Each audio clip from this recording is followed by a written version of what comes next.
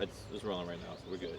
Hey guys, we're out here at the Villages Deaton Creek. They had an issue with this stream system damaging and eroding around the asset here, which is the bridge. So this is the main corridor for the entire development. So if this thing was to wash away or have a problem, you know, we're affecting thousands of homes back here. So this is their means of access. So what we've come in here to do is partner with Engineering 303 and Meanders River Restoration here as well to kind of give this stream some stability. Before we had shear cuts on either side, the stream's banging around, it's eroding, trees are falling in. Just the quality of water was terrible, the stability was terrible, and now we've got it in a stable set that's going to allow it to regrow, reestablish itself, and protect the bridge structure up above. I've got here today with me Jamie Jones. This is one of the best stream designers and one of the stream installers. We partnered with him. We feel he's capable and competent to give us a hand at this thing. And I want to give Jamie an opportunity to kind of explain how these structures work and what do they do. Jamie, tell me about this tow wood here and what is the purpose of this? What does it do? So tow wood is a multifaceted structure in that it's one, we can use the wood to rebuild the bank. This was an eroded bank, vertical bank, and to just rebuild a bank, push it back out with just soil isn't likely to stay. So you can put in layers of logs and root wads using the existing trees on site to create a stable base that creates roughness. It slows down the velocities on the tow and helps to keep the tow from washing away in the future. And incorporating in the tow wood, you can incorporate some scour logs like you can see in the distance. Let's take a look up there and show us. And the scour logs will turn the water away from that outside bend to keep the deepest part of the creek more towards the middle. They will induce scour creating a pool, which will create fish habitat. And in placing the scour logs in the proper area, the scour log in creating the pool thus creates a glide. The glide is what slows the water down as it comes around the bend and then naturally forms a riffle. And then you get placing the scour logs in the outer curve will create the pools, which creates the riffle pool complex that we're trying to establish and let the river maintain. Good, good. So the riffle looks like it's here where we see this choppy water. Is that correct? That's correct. Yeah. That's your downhill section, so to say. Flat water in the pools. Yeah. And then the water's running downhill over the riffles. Good. And that's naturally what you want is the riffle pool complex in a system like this. Tow wood also has the benefit of habitat. Yeah. The bug numbers go off the charts in our experience when we've tested and capture bugs and quantify how many bugs were before and after the installation of a tow wood, and then obviously fish habitat as well. So which will be great for a larger system like this one. Tell us how long is this log here that we see? Come on down with me and show me a little bit here. We've got a pretty big log here, and it goes out there in the middle of the stream. How big is that log? You can't see it on the nearly everything you see exposed and in the water, about that much is also buried in the bank. The log comes nearly back to here. It's got the root wad attached. Yeah. It's a giant heavy thing that's buried way out into the channel bed, helps establish the little riffle run there, and then it's anchored in with rocks at the invert and a little bit here in the corner where you can get some pressure. It looks like you've got some rocks up here in the front to kind of help stabilize it, and then you can tell it's starting to actually turn the water, and you can see the pool maybe in the camera. Maybe get down there and you can see a little bit of it and see where that pool's starting to develop. And we're getting that backspin, so we're actually getting a little bit of deposition right here to help protect the bank. Jamie, tell me a little bit about, looks like a lot of these willow styles back here on the bank that I've got starting to push out here. If we get a good close shot here. Tell me about this. What's the purpose of these? These are called live stakes. There's several species such as black willow, silky dogwood, alder, sycamore. These lend themselves to live cuttings where you can just take a limb about a thumb in diameter, so 2 to 3 feet, and stick it in the ground, and they'll become a new tree. Okay, great. Fall, winter, early spring is prime time to be doing this. You can see we've already got some vegetation forming, so this should be successful. Great. Now, we've got some other material here. Tell me about this material here. Get a good close shot of this. It's called a courier matting. This is a 700-gram courier matting. Yeah. And it's installed in what's called a soil encapsulated lift. So maybe tell us a little bit. Well, what does that mean? A lift here? Sure. This is installed in 3 lifts, about 1.5 feet, 2 foot height. All the way up here. The courier matting down first on top of your foundation of logs and root wads for the tow wood, and then you can do your backfill using suitable fill, coming up in 6 to 8 inch compacted lifts. Oh wow, okay. And then wrap the whole thing over. It's like a giant burrito basically of coconut matting and consolidated fill material, and then they've native seed and temporary seed placed on there before the wrap is pulled up and over. How long? Give me a timeline. Obviously, we see some grass already starting to come up here, and whatnot. How long ago, when you finished this section, would you say it was?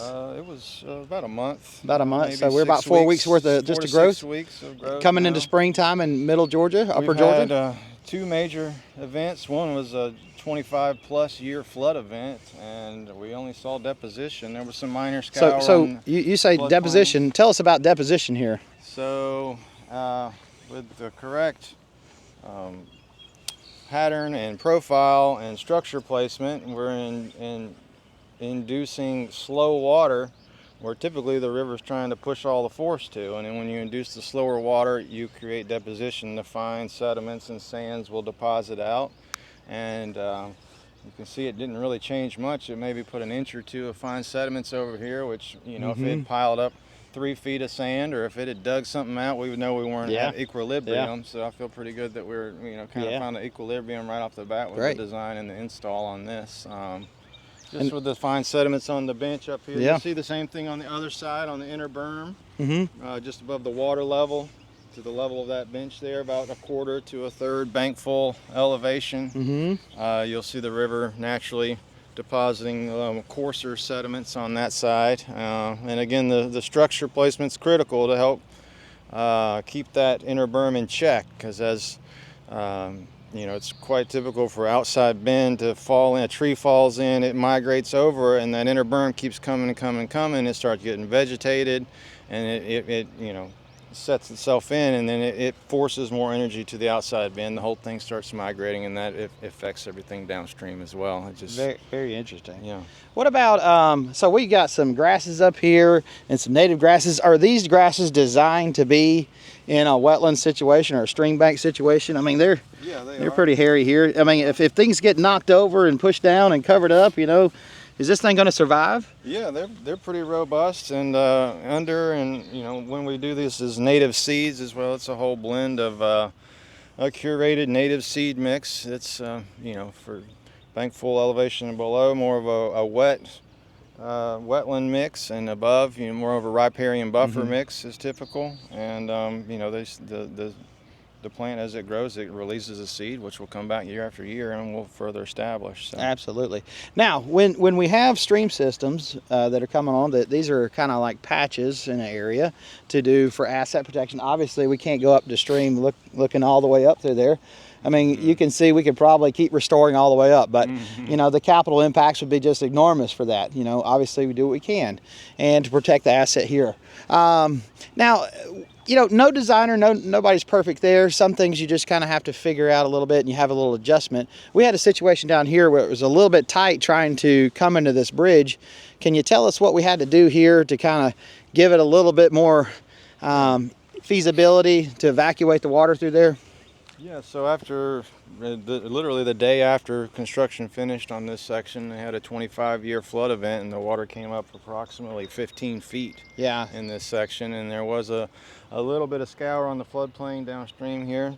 So the engineer elected to harden the floodplain with a combination of type 1 and type 3 riprap, making the bank full bench slope more into the stream to prevent acceleration downhill and creating kind of a riffle in the bank full bench. Yeah, let's go down here and take a look at it and see what we can kind of explore here. When you've got projects like this, you know, what's going to be our maintenance outlook? Are we putting riprap on this thing every year? Are we having to constantly spend thousands of dollars? You know, when we've got these other people and got expectations, what's going to be their really long-term value here, would you say?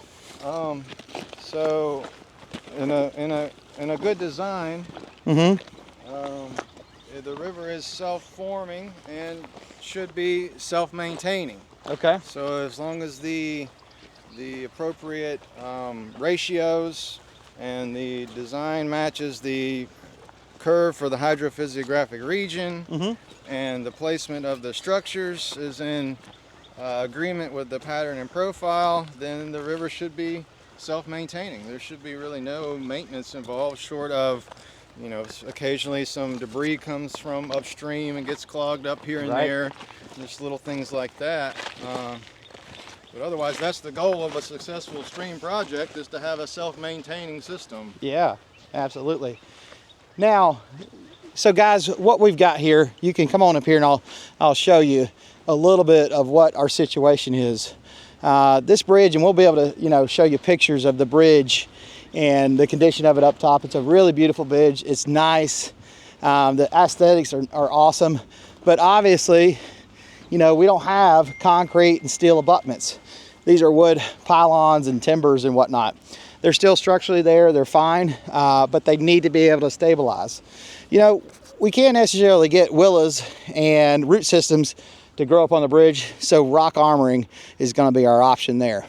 And to kind of help stabilize things. So we've added some extremely large boulders here to get things stabilized.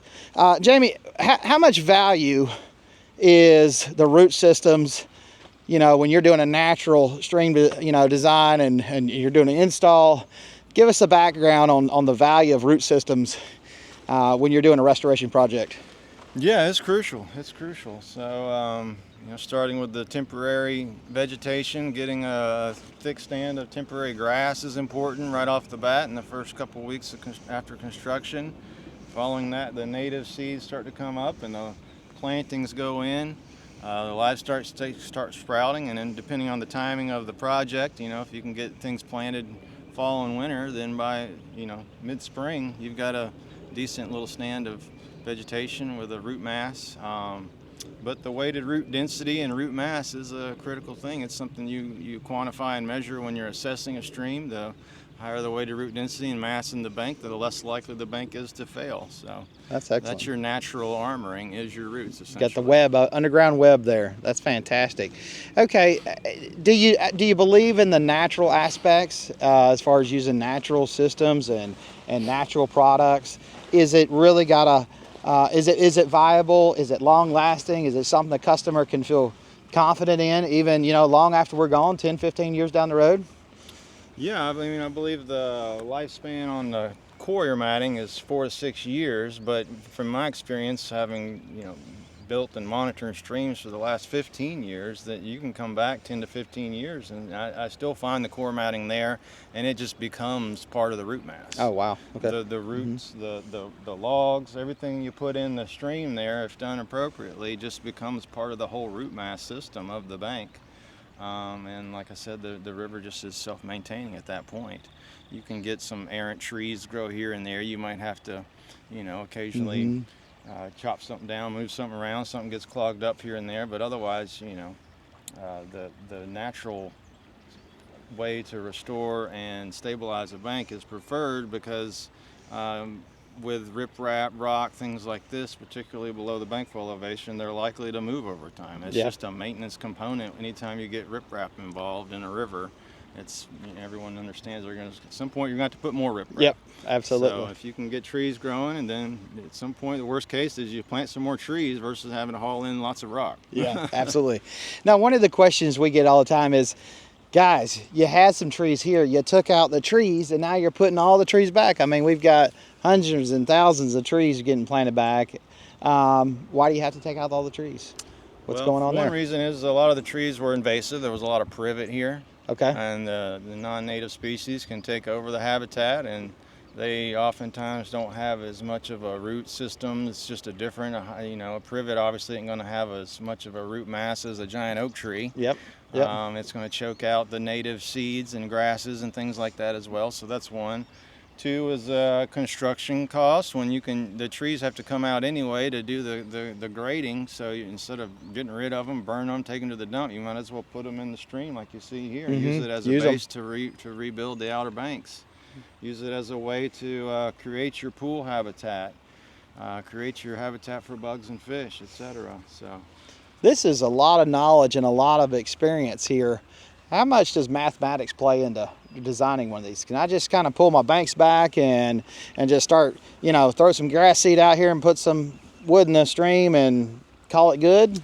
I mean, in my experience, if you do something the river doesn't want, it doesn't just say maybe that's going to work, it'll be all right. It just rips it out in one flood. Oh wow! And okay. So the number one thing is designing based off your stream type in that hydrophysiographic region. So depending on each region, the Piedmont, the coastal plain, is it limestone? There's all these different variables that determine what the bankful height and the bankful width of the channel should be. So if the channel gets put in too wide, well then it can't pass the sediment anymore. You got central bars start to form, and then the channel starts to migrate one way or the other based off that central bar. If it's put in too narrow, then the velocities stack up on those outside bends. You start to get the outside bends starting to fall in. The toe goes away and the top falls in. So there's definitely a whole science behind the mathematics of how big, how steep, on all the variables, the 72 variables that are typical for designing a stream. And that is the core component of a successful design. Couple that with the proper angle and location of structures, and that ultimately is what creates a successful stream design. That's excellent. Guys, obviously you can see the value of putting a team together of competent players, capable players that understand how streams work, how Mother Nature works, how nature works, and how to rejuvenate this system and put it back the way it was and get it back within balance. There's an extremely valuable component. Not only we're putting it back the way nature has it, but I think there's a monetary thing as well. Would you say, in your experience, these are, you know, less economically impacted as far as the price point? You know, when the customer's looking at options out here and they you know, see a concrete wall as an option and a bunch of riprap as an option, or soil nail walls, or stabilization and gunite and shotcrete and a whole lot of mechanical devices, gabion baskets, and a lot of armoring per se. Where do you see the cost impact and the value of doing it this way, price-wise, when they're looking at budget and budgetary options? Is this a realistic, economical option for the customers out there? In my experience, it's the most economical approach. Okay, so there's a lot of value there? Not just up front. You know, obviously it's highly expensive to do gabion walls and concrete walls. I mean, it's an order of magnitude higher than putting in the trees that are on site to rebuild the bank. But beyond that, just like we discussed a minute ago, the maintenance component.